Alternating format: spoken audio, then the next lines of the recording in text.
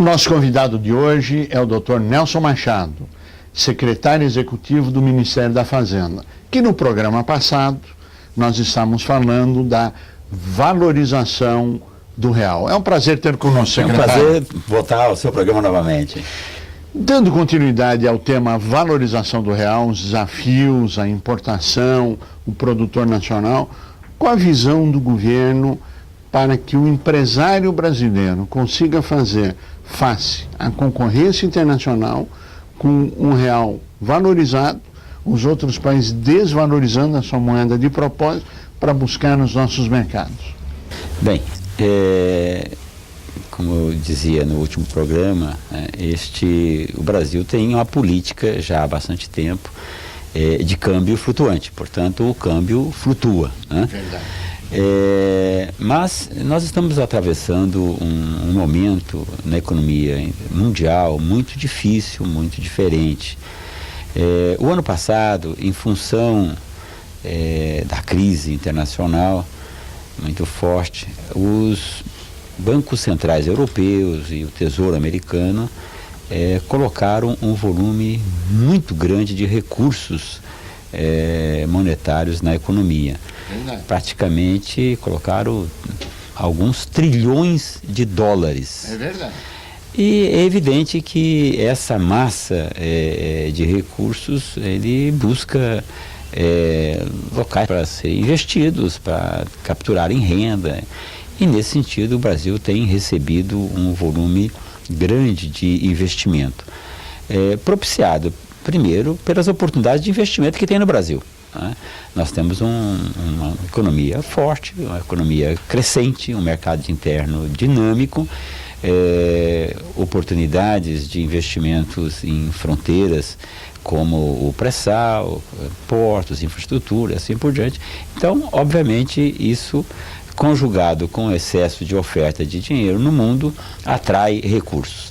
E, obviamente, esses recursos externos, na medida que entram no país, eles vão valorizando o real. Há uma oferta grande de dólar, portanto, o real se valoriza. O governo está preocupado com isso. Tanto está preocupado que tomou já algumas medidas para conter aquilo que o ministro Guido Mantega chamou numa entrevista recentemente de atração fatal, né? É verdade. Então, diante disso, nós colocamos aí um IOF na entrada de recurso que deu uma reduzida no volume disso, né? Mas, claro, não é isso que vai segurar essa avalanche de dólares e tal. Nós vamos ter que conviver com essa questão, com esse problema durante muito tempo. É claro que sempre nos fóruns internacionais, no G20, nas reuniões com o BRIC, o Brasil tem se posicionado no sentido de que as economias internacionais se equilibrem de forma a não pressionar muito fortemente a economia emergente. Mas esse é um problema que vamos ter durante muito tempo e vamos ter que buscar formas de conviver e enfrentá-lo. Secretário, na verdade, nós estamos só no início desse problema, porque com o pré-sal, com o Brasil saindo da posição, talvez a 11ª economia e pulando para a 5ª economia nos anos vindouros, esse problema tende a se agravar muito. O governo, ele atua praticamente em duas grandes frentes. Nós temos uma frente macroeconômica. Então, nessa frente macroeconômica, o país tem buscado modelos de regulação e ajuste. Por exemplo, no caso dos investimentos, do pré-sal e tal, que você mencionou com relação à doença holandesa, que é uma doença que ocorreu na Holanda, quando eles descobriram grandes minas de gás e que, portanto, podiam exportar muito fortemente. Isso valorizou a moeda deles de tal maneira que acabou com a indústria deles, né? Praticamente eles viveram durante muito tempo só da exportação do gás. O Brasil tem uma economia forte, um tecido industrial, muito bem constituído, e corremos esse risco. Mas, do ponto de vista macro, o que o governo está trabalhando para fazer?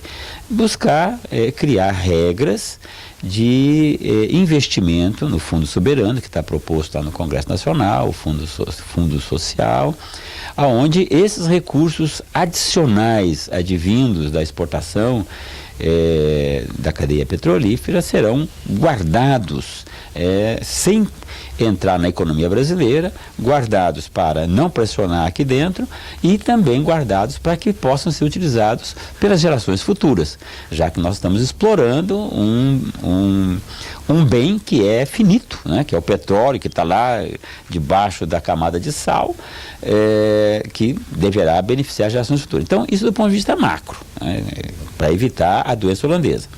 Agora, no dia a dia, o governo tem que estar atento para competições desleais que às vezes ocorrem. E aí nós temos as medidas de proteção normais, né, através da Câmara de Comércio Exterior, do Ministério da Indústria e Comércio, aonde são analisados os pedidos de proteção contra dumping e tal. E isso são políticas que são manejadas no dia a dia. Além dessas políticas de manejo do dia a dia de proteção antidumping, também o governo também tem políticas de incentivo à produção de determinados segmentos, desoneração de algum setor quando as coisas apertam, enfim, isso é a gestão do dia a dia. Então, política macroeconômica, deixar o recurso para as gerações futuras, política do dia a dia de administrar as questões que vão aparecendo e procurando solucionar e eliminar os gargalos da economia. Economia crescendo, Brasil com possibilidade de se tornar a quinta maior economia do mundo, horizontes maravilhosos, desafios gigantescos que fazem parte de um horizonte maravilhoso. A micro e a pequena empresa. Qual é a visão do governo face à micro e pequena neste planejamento de curto, médio e longo prazo? Veja, todos nós conhecemos, os analistas reconhecem isso, a importância da micro e da pequena empresa no tecido produtivo nacional. É um setor que emprega muito, né? E tem condições de competitividade em diversas áreas, na medida em que ela tem custos reduzidos na sua gestão, no seu dia a dia. Então, tem um espaço bastante forte. E o governo tem, nos últimos anos, trabalhado na linha de cada vez mais facilitar o funcionamento dessas empresas.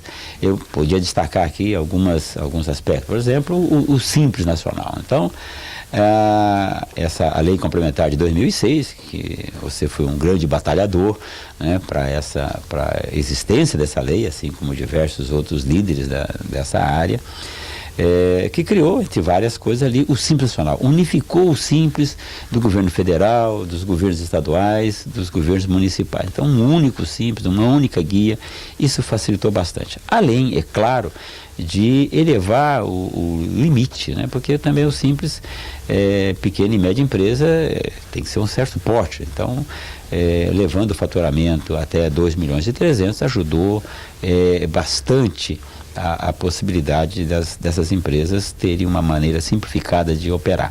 Eu acho isso muito importante. Mas uma das coisas que eu acho mais relevante e está nessa lei, é o incentivo para que as pequenas e médias empresas participem das compras governamentais. Compra governamental é um aspecto muito importante da demanda. Só a gente observar que a demanda global do país, cerca de 25% a 30%, é demandado pelos governos, né? E aí eu estou dizendo governo federal, municipal, estadual, todos eles precisam comprar. E o modelo que nós tínhamos antes praticamente excluía as pequenas e médias empresas da possibilidade de fornecer, de disputar este mercado. Então, essa lei, ao permitir ou até colocar a necessidade de compras até R$80 mil, se me falha a memória, acho que é R$80 mil, possam ser fornecidos por pequena e média empresa, isso facilita muito e amplia esse mercado, permitindo